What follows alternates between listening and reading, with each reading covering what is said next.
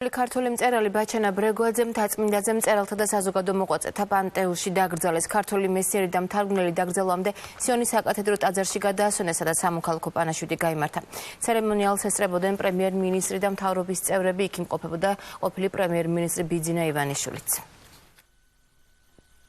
უდიდესი დანაკლისია, ძალიან დიდი გულის ტკივილია ყველა იმ ადამიანისთვის, ვისაც მის ნაზრები არის ძალიან ძვირფასი და მართლაც შემიძლია ნამდვილად თქვა, რომ ამა თუ იმ მოვლენის შეფასებისას ძალიან ხშირად ჩვენ ბაჩანა ბრეგვაძის პრიზმაში ვხედავთ მოვლენებს და ჩვენზე ძალიან დიდი ზეგავლენა იქონია მისმა ნაზრებმა.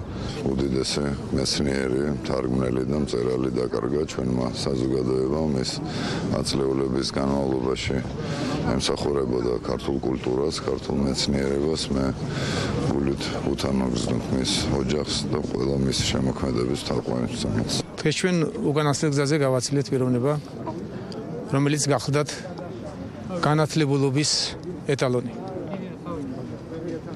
ეტალონური გახლდათ თუ გნებავთ მისი ცხოვრების წესიც. ის ფუტკარივით უანგაროდ მუშაობდა და უამრავი საგანძური დაუტოვა ჩვენ სამშობლოს.